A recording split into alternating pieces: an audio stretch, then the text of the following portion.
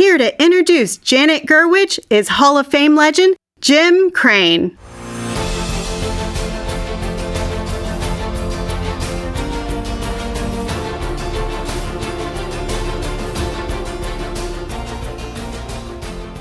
Good evening, everybody. I just wanted a quick note before I get to Janet, which is a great story. Watching all the young people lined up here tonight, I have an example of a young kid that got a scholarship about 4 years ago. He had an idea of growing the memorabilia at the Astros thing for charity. And since then, he's raised $5 million for charity with his idea and his entrepreneurship. And so thank you very much for putting these kids up here. They'll do a great job. It's an honor to introduce Janet tonight.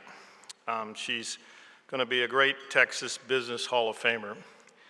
She's had a great career and is still going strong. I've known her over 30 years.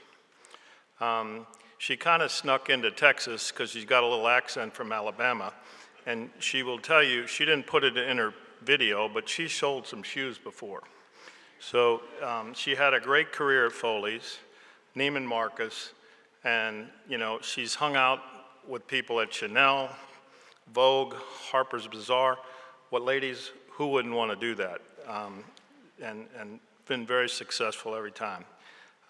She had the drive and the guts to start a business. All you know how hard that is to take that first step and go out with your own money and put your tail on the line.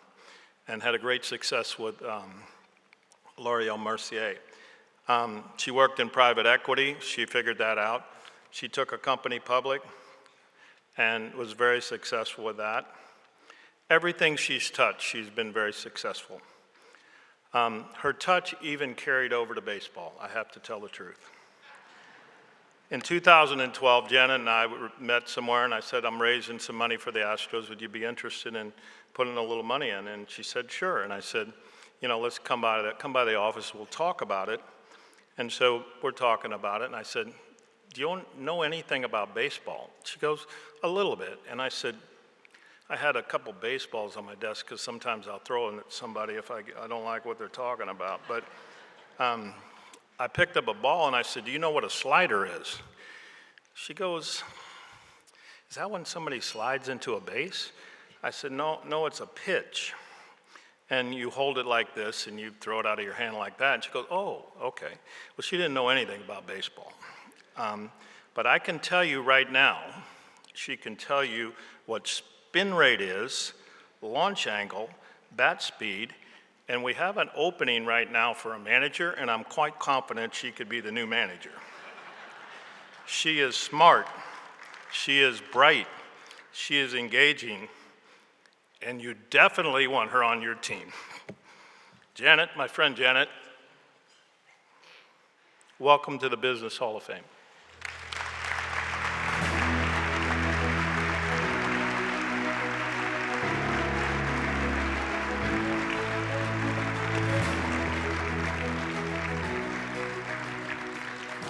Thank you, Jim, for introducing me tonight and giving me a front row seat watching you rebuild the Houston Astros to be a perennial winner.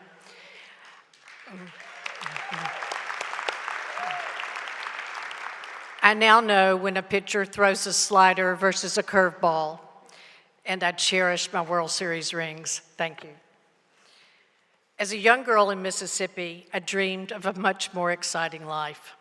I wanted to combine my love of fashion and beauty with business. The unlikely part of my story is that I've been able to enjoy my fashion-based career in my adopted home state of 4 decades, Texas. I started with Foley's department store in Houston and then had a game-changing opportunity to be the executive vice president of Neiman Marcus in Dallas. Neiman's had $2 billion in revenues at the time, and it was a terrific opportunity for me.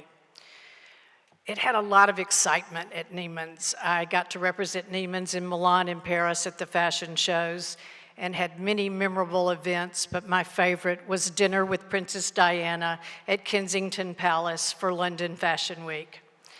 And all of the glitz and glamour of this job was a pretty heady trip for a girl from Hattiesburg, Mississippi. The irony of this is that it was at Neiman Marcus that I decided to toss the corporate world aside and become an entrepreneur. Two things contributed to that decision. I had this wonderful opportunity to work with some of the great designers and brand builders in the world. I worked personally with Calvin Klein, Giorgio Armani, Ralph Lauren, and the Ferragamo families. I admired how they had built brands that had lasted 50 to 100 plus years. At the same time, I noticed that at the beauty industry, which had long been dominated by behemoths like L'Oreal and Estee Lauder, there was a little inkling of opening for independent brands. I believed it was a major inflection point in the beauty industry, and I wanted in on it. I decided to start my own cosmetics company with a new, modern approach. I was 42. I thought, if not now, when? I originally thought to be an entrepreneur, you had to create something that didn't previously exist. I always thought you had to create Apple, Facebook, Google. It didn't register to me that you could just create a better running shoe and call it Nike, or that you could supersize a gas and convenience store chain innovatively and brilliantly name it Buc-ee's. My idea was to build a global cosmetics brand around a world-class makeup artist, Laura Mercier, with her beautiful melodic name. She was the top artist for the celebrities Madonna, Sarah Jessica Parker, and Julia Roberts. Together, we built a brand with premier quality products, and we had a core that we called the Flawless Face.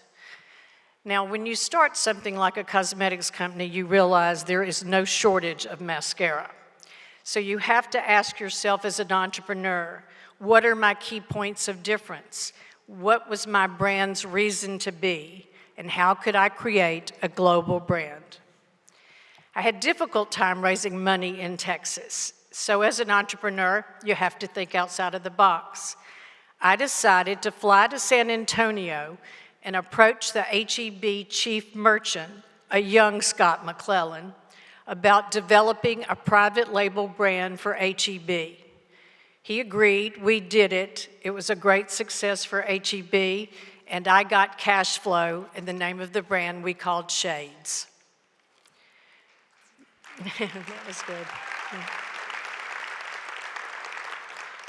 Fortunately, with a very loyal, dedicated, talented team in Houston, we built Laura Mercier to reach my dream.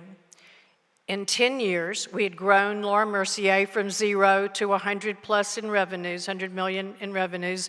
We ranked in the top 5 cosmetic brands at Neiman Marcus and Sephora. We were a key brand at Harrods in London, Printemps department store in Paris, and Isetan department store in Tokyo. We sold Laura Mercier in 25 countries, 400 employees. After selling Laura Mercier, I have spent the past decade in private equity, investing in beauty brands and working with entrepreneurs to help them reach their goals and then selling them successfully to strategics. 3 of those brands I'm really proud of: Urban Decay Cosmetics, Dollar Shave Club, and Drybar. I continue to search for the next great brand. So in conclusion, special thanks to Amanda Brock and Meredith Walker for helping me get here tonight. And thanks to my family and closest friends who came to San Antonio tonight, several of whom came from both coasts, for joining me. And particularly to Ron Franklin, the love of my life. A special call out to my 93-year-old parents, Shirley and Maury Gurwitch, who live in Houston and were unable to be here, but whose vision and support gave me the freedom to pursue a pretty atypical life. Baseball has a plethora of great quotes. So to my fellow entrepreneurs, this is one of my favorites from Babe Ruth. Don't let the fear of striking out keep you from playing the game. Keep swinging. Tonight is a life highlight for me. Thank you, Texas Business Hall of Fame.